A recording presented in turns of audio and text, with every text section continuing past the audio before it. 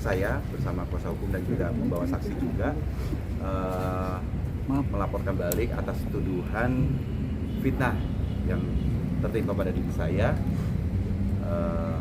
terhadap yang kita laporkan adalah mantan istri saya itu Sarah. Untuk lebih detail substansi perkara hukumnya, silakan Pak Dede. Baik, terima kasih. Pertama, kehadiran kami di sini adalah untuk menyampaikan laporan polisi atas adanya dugaan tindak pidana yang mencemarkan nama baik dan kehormatan serta bentuk fitnah yang dilakukan oleh S terhadap diri klien kami. Yang kedua adalah sebagaimana yang pernah kita sampaikan, memang melaporkan ke polisi itu adalah hak, tetapi hak itu memiliki konsekuensi hukum. Nah, ketika kemarin Rijal hadir memenuhi panggilan Polda Metro Jaya terkait dengan klarifikasi, di situ kita ketahui ada peristiwa hukum yang dilaporkan. Ternyata berdasarkan bukti fakta yang dimiliki oleh Rijal, perbuatan peristiwa hukum itu tidak ada dan disangkal oleh bukti-bukti yang kami miliki. Oleh karenanya terkait dengan itu kami melaporkan ke pihak polisi bahwa semua itu adalah fitnah yang tidak benar dan menyerang kehormatan diri Rijal Gibran, seperti itu dia. Baik. Nah, untuk laporannya sendiri terkait pasal apa aja? Kalau pasal biarkan penyidik, tetapi tadi yang pasti adalah fitnah dan pencemaran nama baik, di mana ini kan akan berproses dalam proses lidik nanti untuk menentukan memang peristiwa ini adalah apakah pengaduan atau laporan yang dibuat oleh S itu memang benar atau memang ada sebuah rekayasa tindak pidana atau tindak pidana ini belum ada dan tidak pernah ada tapi seolah-olah ada. Nah, itu nanti yang akan dalam proses lidik. Tapi yang pasti semua yang dilakukan peristiwa hukum yang dimaksud bagi klien kami adalah perbuatan yang tidak benar, yang tidak pernah ada, yang tidak pernah terjadi sehingga menyerang kehormatan dia. Seperti itu dia. Bang Rijal, apa sih yang menjadi pokok permasalahan sendiri dengan akhirnya membuat sebuah laporan balik? Ya, apa yang kalau gitu? ditanya pokok permasalahan, silahkan tanya ke pihak S aja. Apa yang menjadi pokok permasalahan? Karena saya tidak punya masalah dan tidak ada, ya namanya rumah tangga pasti ada masalah ya, dan sebenarnya bisa kita selesaikan secara baik-baik. Tapi dengan ada mencuat seperti ini ya silakan aja, ditanya aja, apapun yang didalilkan yang dipermasalahkan nantinya juga harus dibuktikan. Tuduhan apa yang memberatkan Bang Rijal? Keinginan untuk adanya momongan dari Sarah, bagaimana Bang? Ya, semua rumah tangga kan pasti pengen punya pemohon pasti.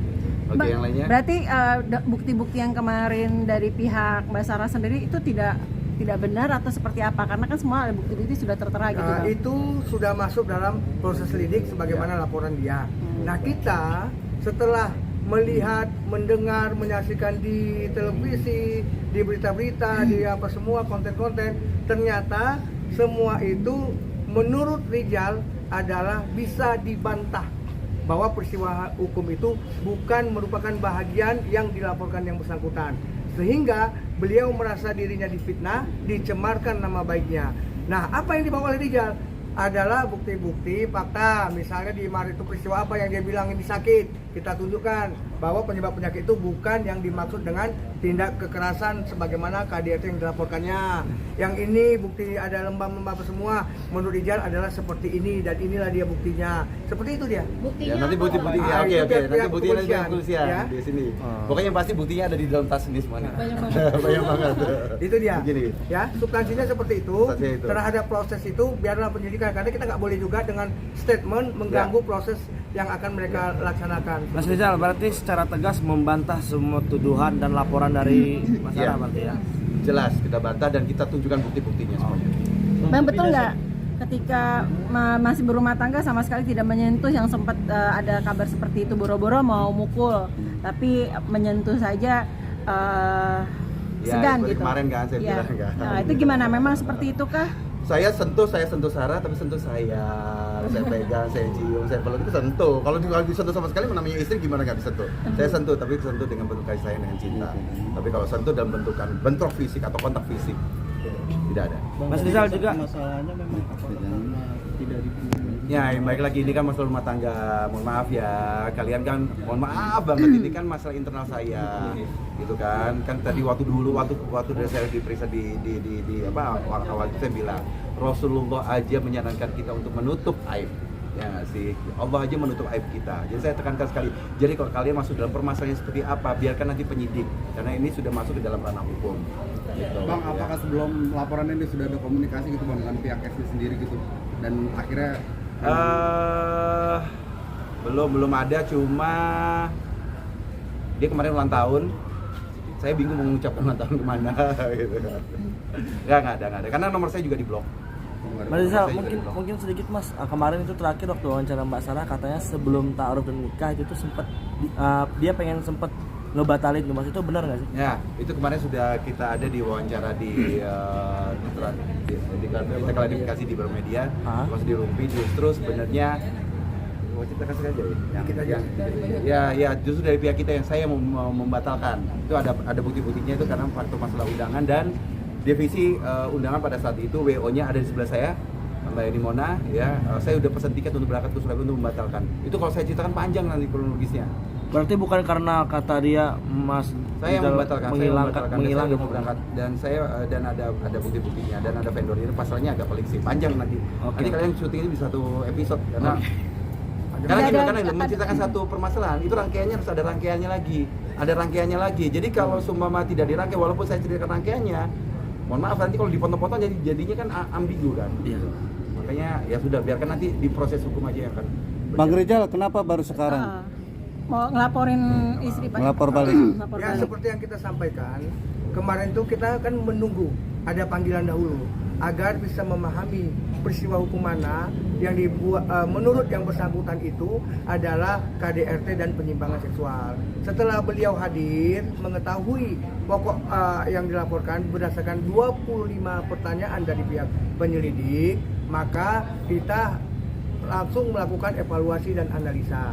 Ternyata evaluasi dan analisa kita menghasilkan rekomendasi untuk melakukan upaya hukum agar adanya efek jerah dan tidak terus-menerus menyerang kehormatan, harga diri dan menjadikan sebuah fitnah yang keji bagi Rizal Gibran. Begitu dia. Ancaman hukumannya Bang Den?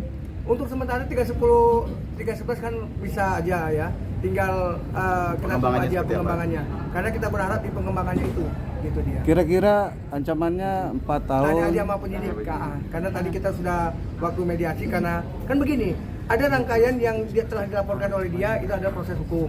Sehingga kalau ini juga kita masukkan dengan pasal-pasal yang kita sampaikan tadi itu kan mereka biar yang akan nanti menganalisa ya pasal mana yang tepat itu silakan aja ke penyidik nanti gitu ya. Mas Rizal memang tidak ada kata damai gitu atau apa gitu sudah ingin seperti itu, maksudnya semua dikelir semua gitu. Iya, memang pada prinsipnya bukan tidak ada kata damai apa tidak, tetapi kan ini kan memang sudah masuk diawali dengan ranah hukum yang meluas ke publik baru nyampe ke kami. Kecuali berbeda, dia sampaikan ke kami dulu melalui somasi atau melalui undangan hukum atau apa bentuknya, barulah kami menyatakan ya kita akan melakukan pembicaraan. Namun ini kan tiba-tiba bagaikan petir di siang bolong, tiba-tiba kita mendengar ada laporan yang keji sekali KDRT dan penyimpangan seksual. Itu dia. Bang, ada juga nggak sih laporan terkait lapor balik terkait illegal access sendiri, karena kan waktu di persidangan Perdata Cikarang itu ada illegal access terhadap Sarah. Kita nggak sampai ke itu, yang pasti begini, yang dilaporkan adalah materi atas penyampaian di muka umum yang menyatakan suatu peristiwa tindak pidana, akan tetapi dia tidak mengetahui, dia sudah dari awal tahu tindak pidana itu tidak pernah ada, sehingga berdampak menyerang kehormatan, fitnah dan pencemaran nama baik Rizal Gibran. Itu dia. Ada di KUHP itu ada 317, ada 220, ada pasal 310, 311, ada pasal 27 Undang ITE-nya. Nah, itu semua udah kita sampaikan. Dalam salinan, tadi kita udah sementara ini bersepakat, dalam salinan jangan dulu kita publikasikan biar berkembang nanti dianalisa dan diproses.